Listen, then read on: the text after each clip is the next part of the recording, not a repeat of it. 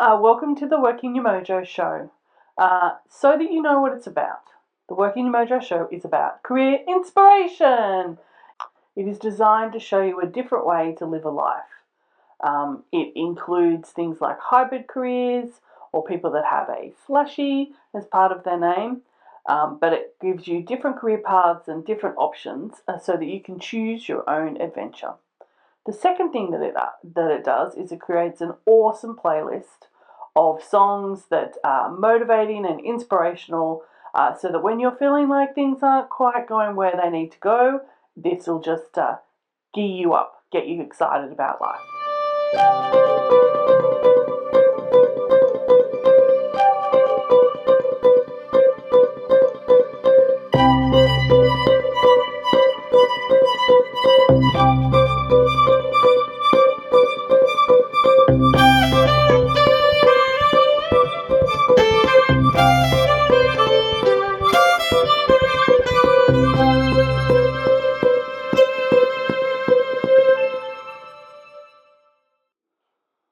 Today's interview is with Fiona Schofield from Fiona Schofield Millinery.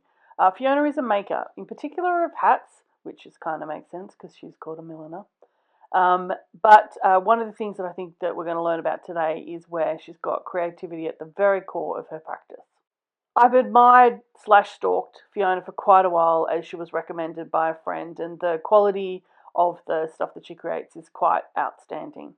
I was lucky enough to get Fiona to actually make me a beret, which is featured in the video, which is a green leather beret with the butter soft leather. It's just quite divine, and you'll see that in the video of the show.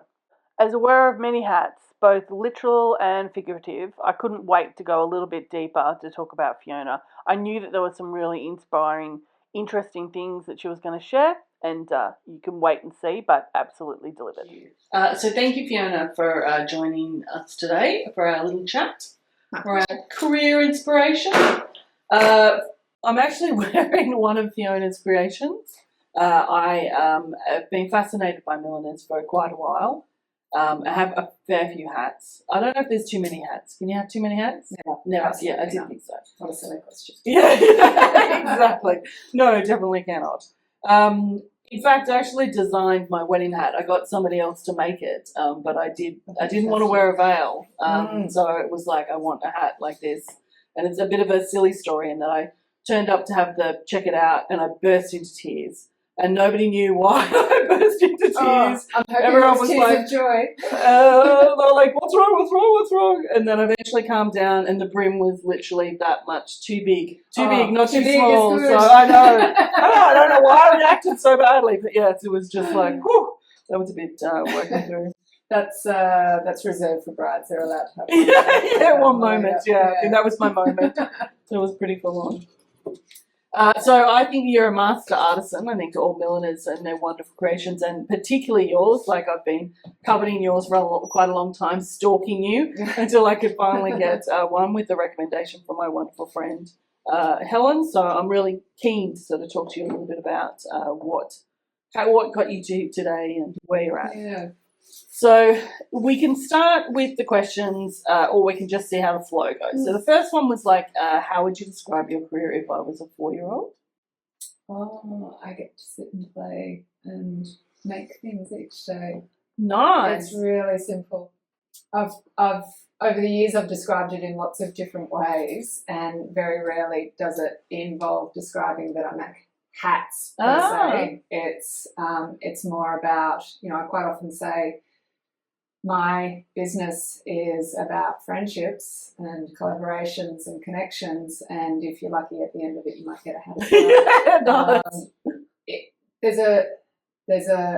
And the flip side of it is that it's also really cheap therapy. Yeah. There's a lovely meditative, rhythmic pattern to making that I find extremely calming. Yeah. Even when it's stressful, the challenge of getting past that stressful point and into the sweet zone is very therapeutic. It's lovely, and it just to be able to do it as my Monday to Friday, sometimes Saturday, sometimes Sunday. You know, what is it they say?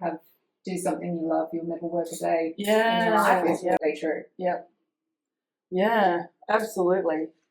We talked a little bit about this before, but can you give us a bit of a roadmap to like how you? Because was it linear? Was it just like here, boom, Miller?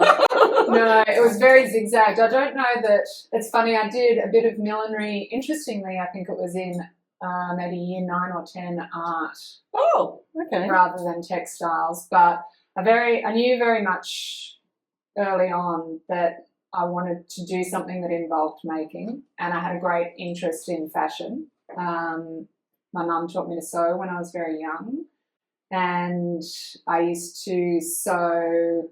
I had nephews. My eldest sister was having her children when I was sort of 10, 12. Wow. And so I started sewing little romper suits and shorts and things for them. And, you know, it escalated. I would be sewing, I'd be hemming up our skirts a bit shorter at school for myself and friends, and making shorts and things like that, making things that, you know, I think it's easy to forget that fashion wasn't as accessible as it is now. So I was growing up on a farm 30 kilometres from the nearest town, and we had great stores. You know, it was in the era where Grace Brothers was in regional locations. But we would come to Orange. So I grew up in the Central West. We would come to Orange during school holidays as a shopping day treat, you know, because it was like going to the city. And we would go to Sydney quite often. You'd be madly going through all the shops, getting, you know, inspiration, seeing what was available, magazines. I would spend hours in the local newsagents poring over magazines, asking them if they could get certain magazines in so that I could see what was going on in the industry. Yeah. And I think it's easy to forget that access wasn't there, and so you couldn't just hop online and order a cheap knockoff. Yeah. And so having that ability to sew and recreate looks for yourself was really important. And I really enjoyed doing it. Yeah. You know, the selection of subjects that I chose through school was always very creatively based. I probably, to my detriment, creatives keep maths on your selection course. I dropped maths because I struggled with it all the way through. I think I just never quite hit upon a teacher who could explain it to me really well. And my dad said years later that all they needed to do was say to me, if the dress is originally $180 and it's on a 30% off sale, how much is the dress? Instantly,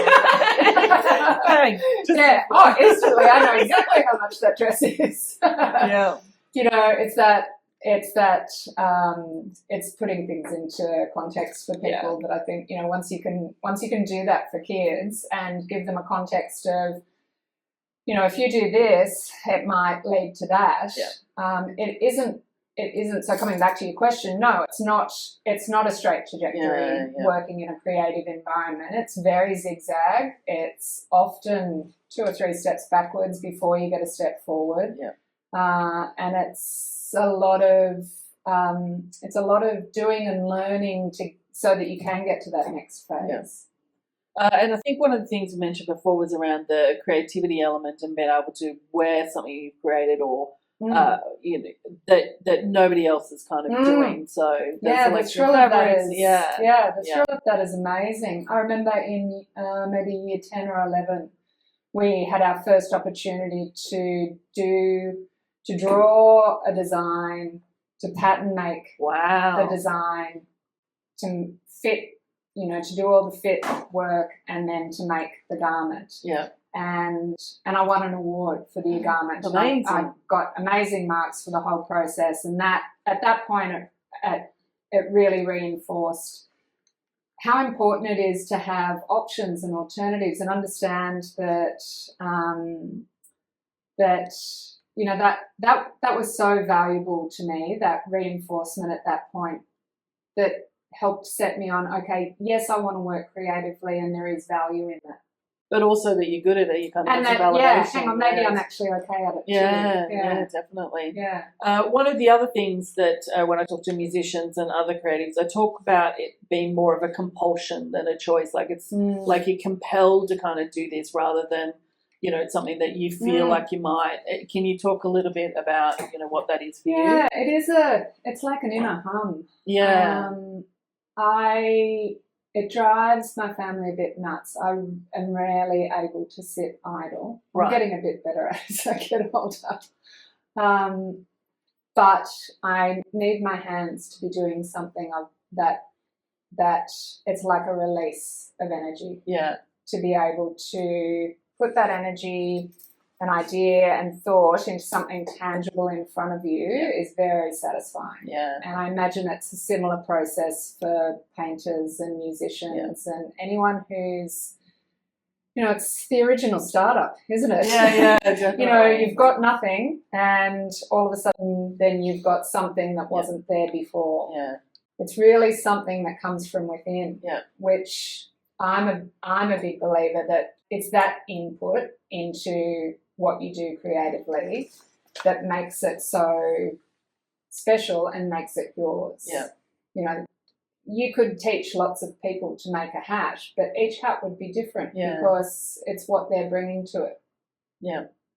Yeah. And I think that tangibility, I think that's one of the reasons why I quite like dressmaking and doing other things, is that there's a tangible outcome to it that you just don't appreciate, particularly in the work that I do. It's all intellectual and PowerPoint slides and stuff. So it doesn't feel like something you can say, look, this is what I've done, this is what I've created. So, you know, I always say taking a two-dimensional, you know, a piece of fabric that's flat and turning it into a three-dimensional garment that fits on a person's body is really clever. Yeah. It is quite clever. And I love the fact you can see, you know, even when you start cutting it out, you're like, oh, I can see that's going to look good. That's going to look really good. Yeah.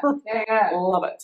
One of the things that I love talking about is the uniqueness that each individual brings to the world. And what would you classify your uniqueness? What would the thing that we want to really celebrate about you that's unique? Oh, that's a tough one. It can be more than one thing because you know, one thing is too restricted. I think well, I've been here in Orange making for 20 years now. I worked in Sydney for 12, 14 years ahead of that. I studied and then worked creatively. And I think out of all of that time and experience, I think I've got a really good insight into how what I make can bring out the best in the person that's come to see me to have something made. Yeah. And I think that's part of what I really enjoy in the process too. It's that connection to, and I find now, because I've been doing it for so long, I actually have to not do the, right, okay, I know what you're going to need, I know what's going to suit you. I have to pull myself back from being very quick about it. Yeah. And almost clinical because part of that process is ensuring that the customer, you know, when you're having a custom piece made, I'm always so impressed by people who will come to the party and sit here at this desk and say, so I'm getting married, or so I want to, you know, I would really like you to make me a hat that fits me really well. I've got a big head size, I've got a small head size. They know enough that they haven't been able to find what they want in the general market, so they've come to the table to have something made. And they may have no sense of how that process will happen, but at the end of it, what I aim for is to bring them along on that journey so that at the end they have been part of that process enough to understand why the hat that I've just put on their head makes them feel good. And it's about how the product makes them feel as much as it is about how the product looks. Yeah, definitely. And when you get to be part of that process, you get to come along for that ride and understand why why that piece is making you feel really great. I've put lots of hats on in my year, and I have lots of women and some men who will stand here and say, I've bought so many hats over the years and none of them have been quite right, and I can't tell you what it is about this, but I feel fabulous in this. Oh, that is a really lovely, that's my ideal outcome. Yeah. I think you kind of mentioned that before when you were talking about it's really a collaboration. So you're kind of collaborating with them to kind of come up with the end result that they're happy with, and obviously uses your artistic skills as well. It's funny. Social media has been great for many creative businesses in terms of communicating how they do what they do and showing people what they do, and expanding an audience of customers. So with social media, it's interesting because I quite regularly post hats, and my website is set up so that it shows a collection of hats that you can create an order from. But it's not a website where you just click on that product and buy it. It's you click on that product to start a conversation about that hat. This is the hat that I think might channel what I'm looking for. And so then it becomes a conversation around what height are you? Where do you want to wear it? What's your head size? All of that sort of thing. And so social media running alongside that, I will quite often, when I've posted hats through the season, I will quite often get one inquiry that will be, I've been following you for a long time. I'm really keen to jump into an order. I think this hat, and I've narrowed it down, I think this hat and this hat are probably where I want to be, somewhere in between the two.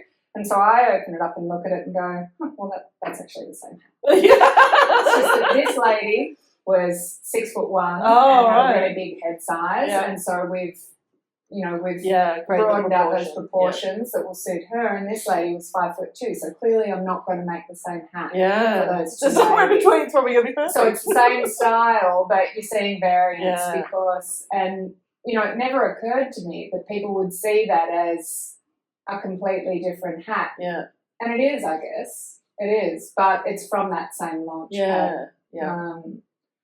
That same pulling together of ideas and look and feel, but because it's proportionally made to them, a big hat on me is going to be enormous on someone who's only petite, but it's going to look like a pimple on a pumpkin on someone who's one of those little cartoon hats. Yeah, that's right. So proportion, understanding design in that it's not a one size fits all process. Yeah, definitely. There was a couple of questions that I wanted to ask around either, personal philosophy manifesto, and I think we've talked a little bit about that, so maybe we've kind of covered that. But I would be curious about your personal highlight, and there may be more than one, and also any pieces of advice, and they can kind of mush up a bit together. Okay. Look, I think I'm really lucky that even though I grew up in this region, I moved away, I was a 17-year-old, couldn't get out of here fast enough, only at the big city, and loved my time in Sydney. But once we started, I met my husband, we married, and we very early on picked Orange as where we wanted to end up because we really thought Orange was going to be a growth town. Got that right? Yep. But we could see that it had a really interesting mix of things going on. And a diverse enough community that might be able to support creative industry. Nonetheless, when we moved here, we had dial-up internet. There was no real selling online at that stage unless you had a really expensive, $80,000 website.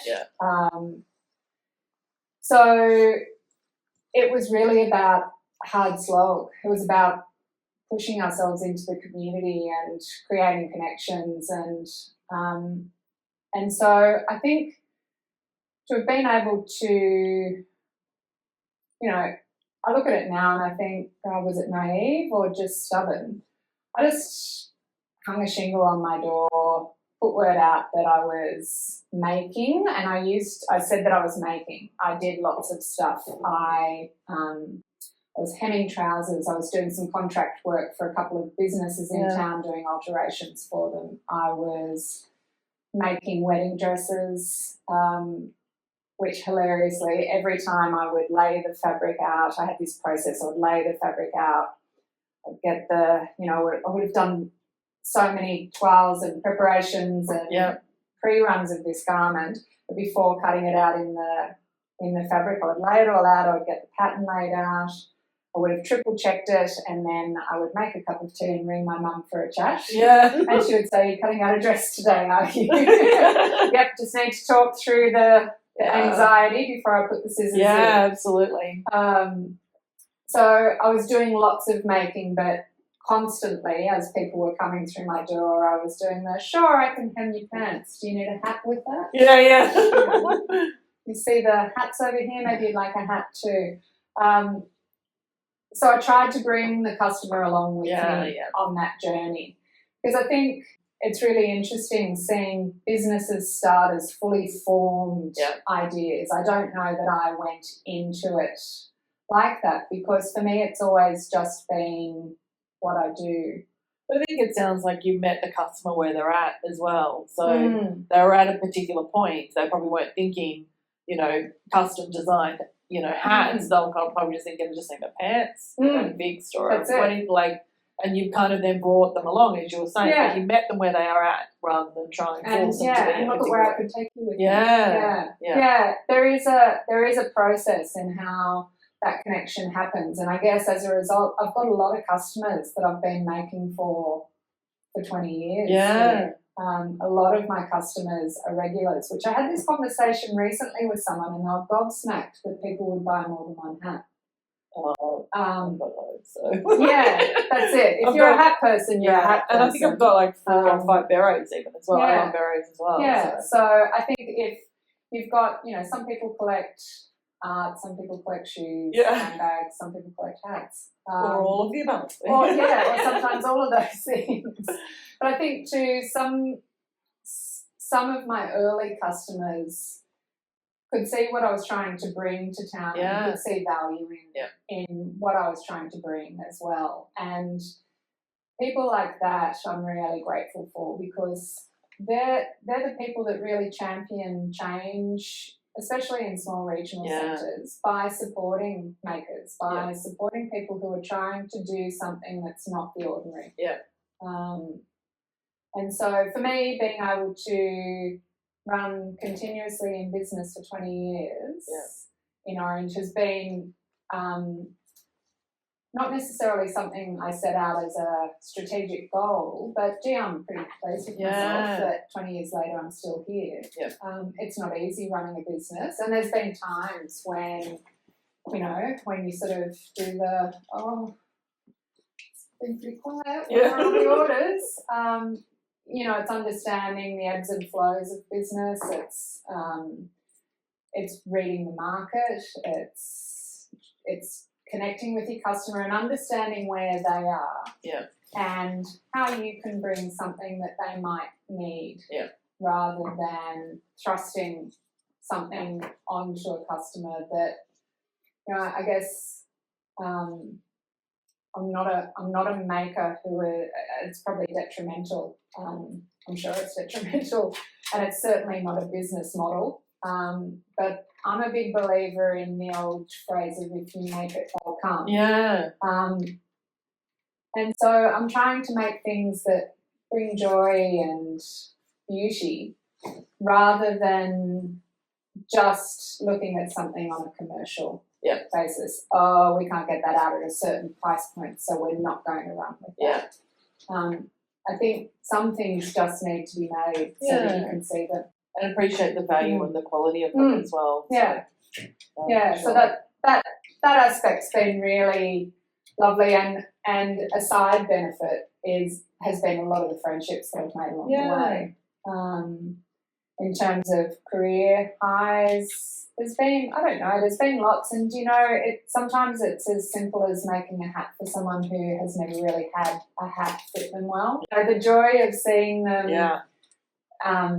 with a product that not only do they love but fits them and they feel good in it, that's so satisfying. Yeah, definitely.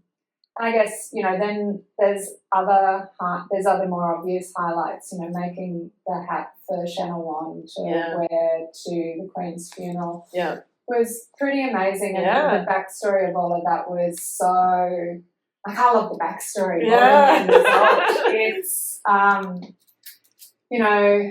it was that lovely sense of community and collaboration. I'd been in a meeting all morning. There was a 36-hour window, 48-hour window to get a hat to her. She'd done a shout-out via the Lee Sales Annabelle Craig podcast.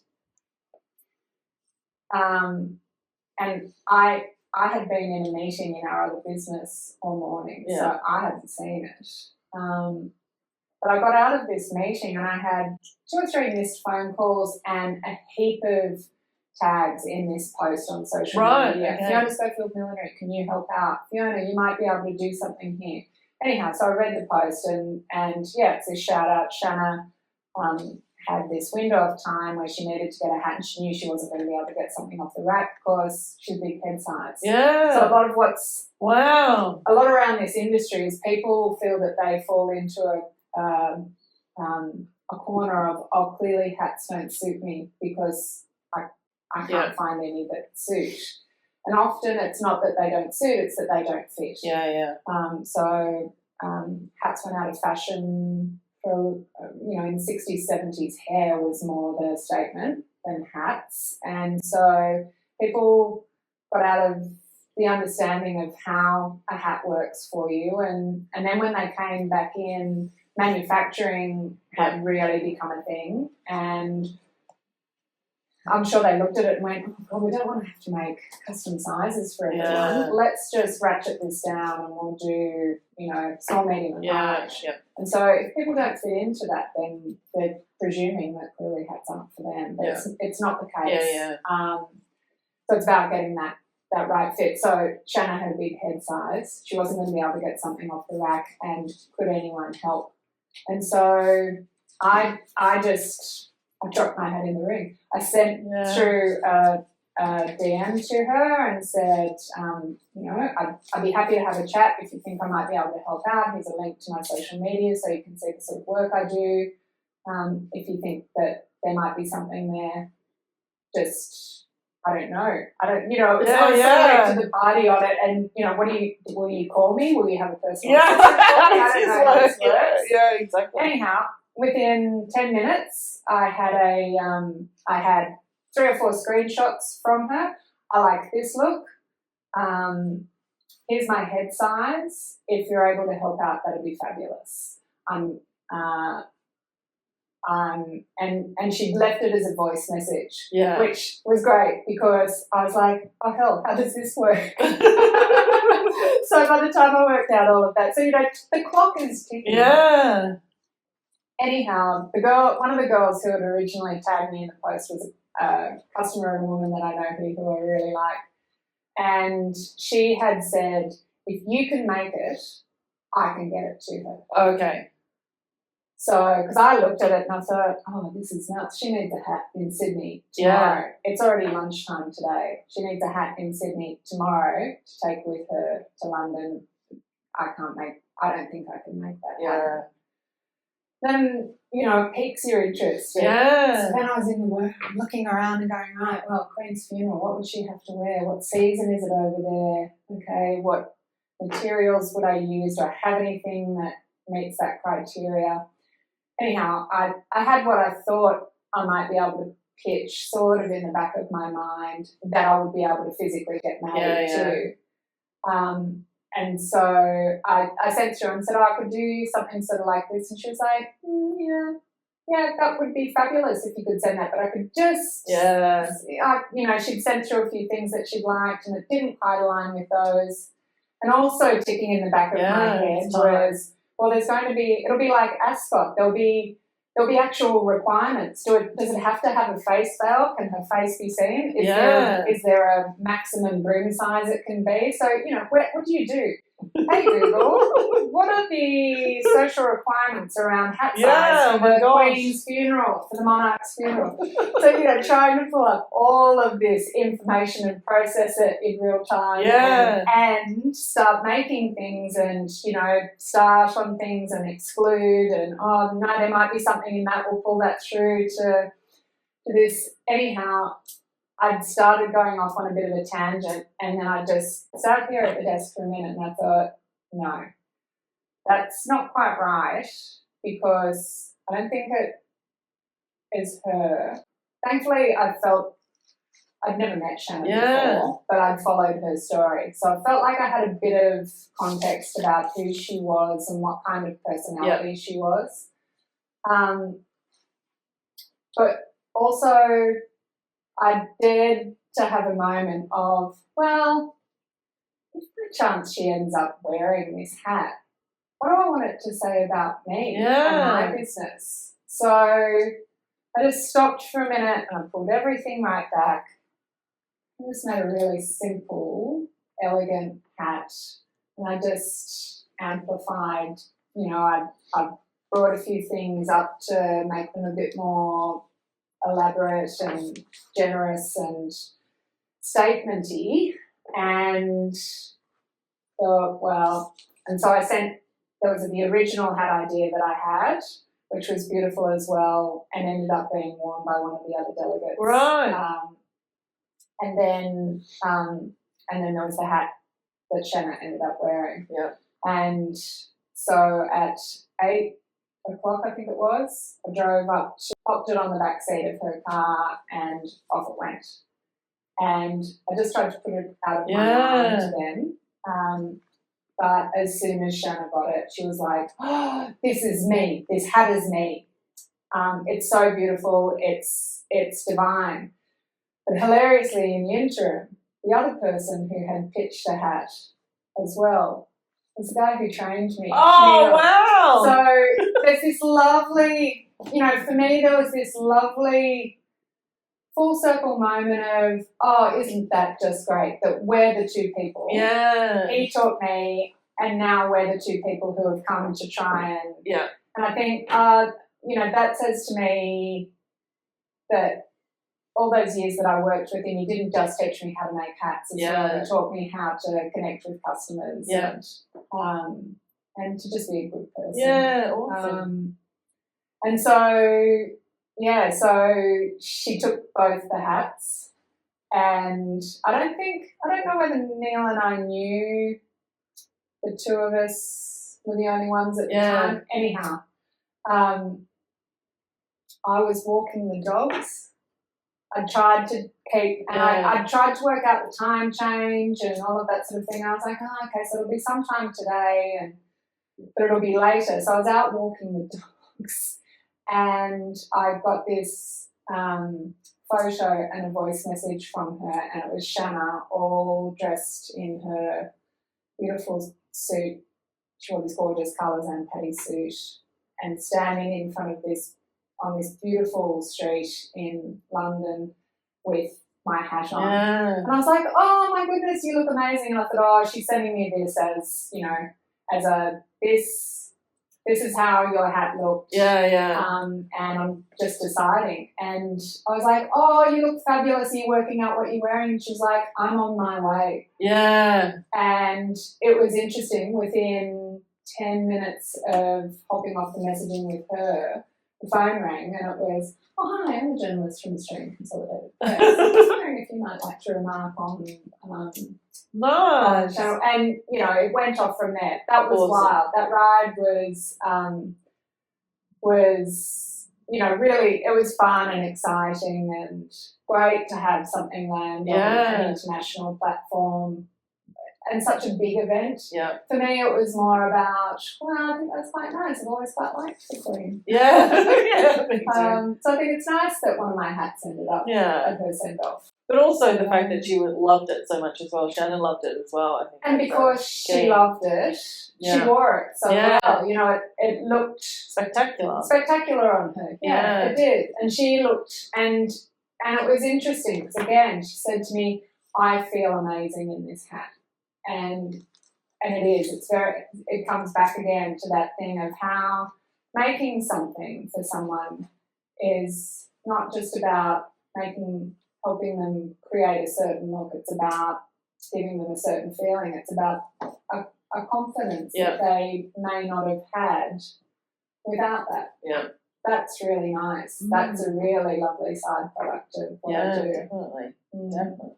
As that all evolved, and there were women who were wanting this hat, I sort of realised it was going to be really important to actually not accommodate that. Yeah.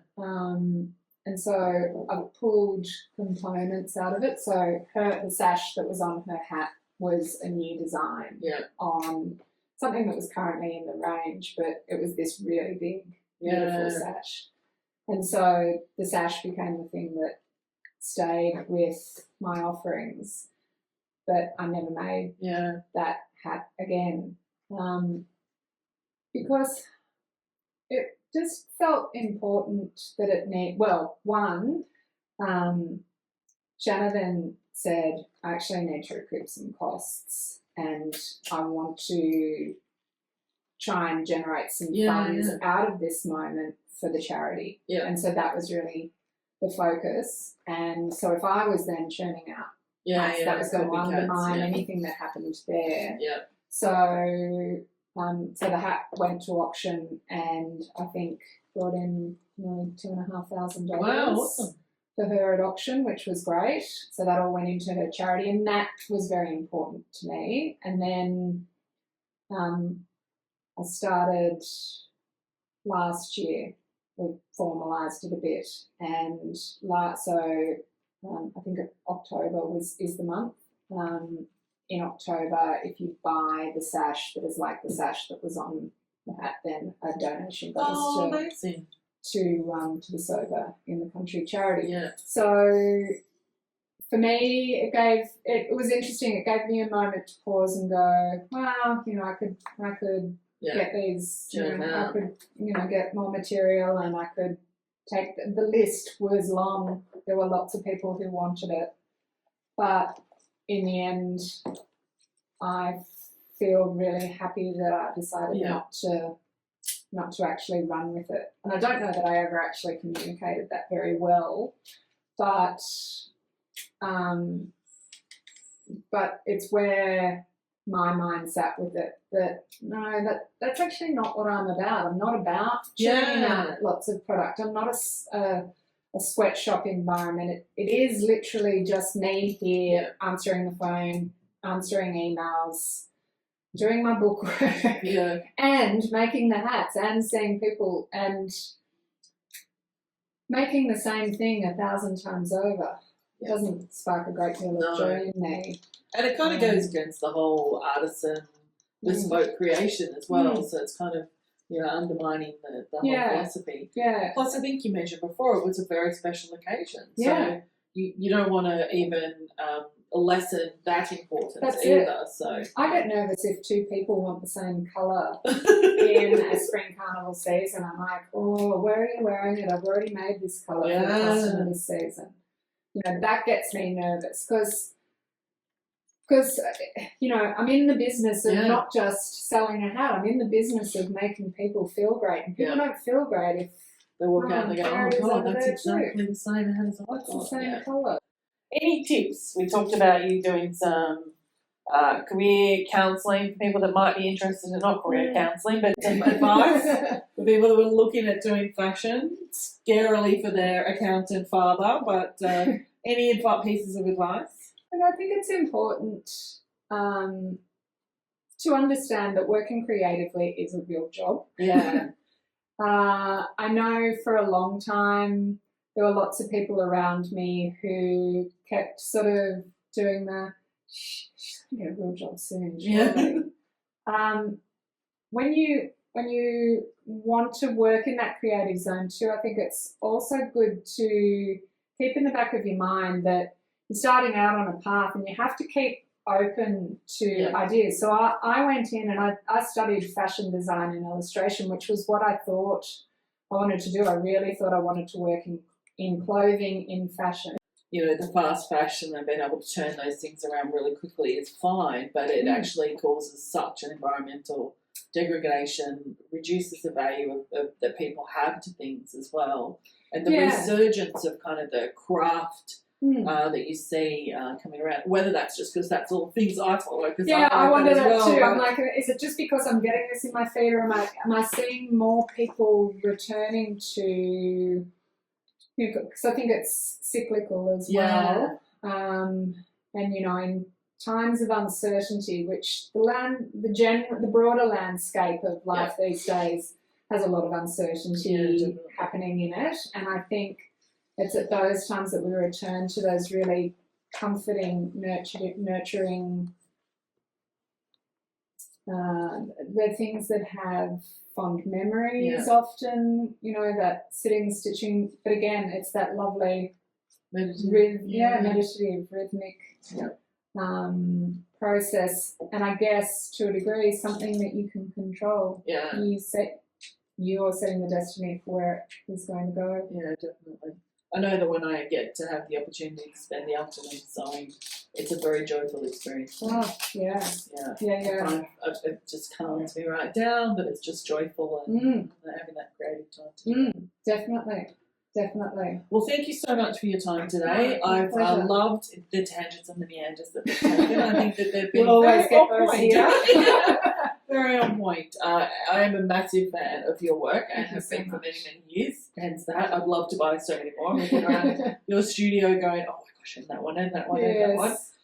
Particularly the butter beret I just saw over there. Oh my gosh, that's delicious. So, but really appreciate your time for showing us around your mind as well. Thank you for inviting me to be part of it. It's interesting to step out of my zone. I'm here most days working on my own, and I often will carve little sections of time where I know I just need to get through to Wednesday afternoon, and I've got the whole afternoon with no one coming through.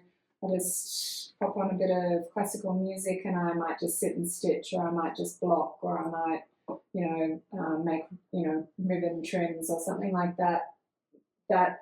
The idea of being able to do that in my day-to-day work life is so amazing. But for me to get an insight into what you're doing as well is amazing. So it's people like you who help amplify those similar stories. Yeah, and that's the point. So career inspiration, which I think absolutely, and I particularly love having creatives to talk about it, because I think it is a real career path, and people just need to understand that it is possible. It's just probably not going to be in the same way as an accountant or a lawyer.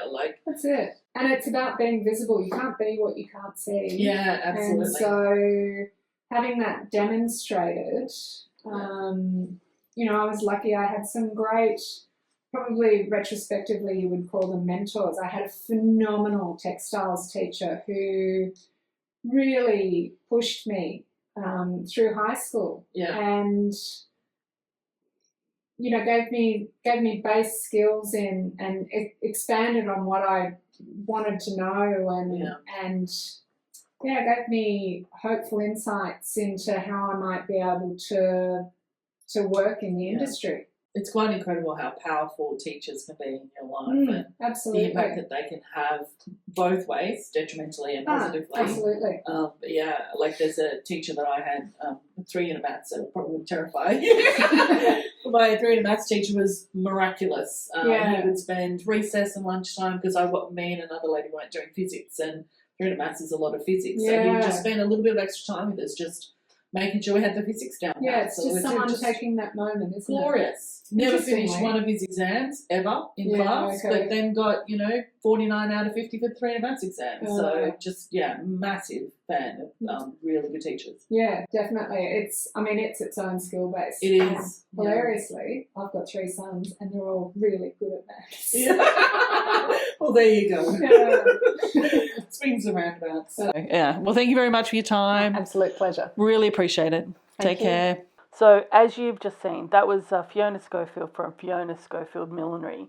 And I think you can agree, it was quite an outstanding interview, very inspirational. And there's a couple of things that I took as outtakes for it, so I'll share those now. As expected, Fiona was not only inspiring for creatives and for people doing something different, but I think that there's elements there of being true to yourself that applies to everybody as we go through. These are the lessons that I took from Fiona about how to create a creative career. Being open to different pathways. So it's not always going to be a nice little linear pathway, but sort of exploring different things as you go along. She wouldn't have known she wanted to be a milliner if she hadn't actually explored that as part of her coursework. One of the things that came out was just to be of service. So service to the professionals. So when she worked with Neil, Greg, as part of the work that she did, but also just being of service to her customers as well, helping them understand a little bit more about the creativity, the artisan skills that go into it. I kind of mentioned it in the last point, but around being of service, but one of the things that Fiona does very well is educate her customers around the difference associated with what it means to have a custom-made hat. And I think that's a really important thing. They don't know what that means compared to one that you buy in a shop, so really understanding that I think is a critical part. I think the most important thing is that it's a real job and that you can actually make a life out of it by spending time doing something that is creative. So I think that is what Fiona has shown us in spades. The last two things that I love about the interview with Fiona is I really love the artisan and bespoke focus. I love the fact that she's not churning out the same thing over and over again, and that she's creating something for someone that's very, very special. And I think her focus on that is super important. I also love that the outcome she wants for her customers is not about looking good, but feeling good.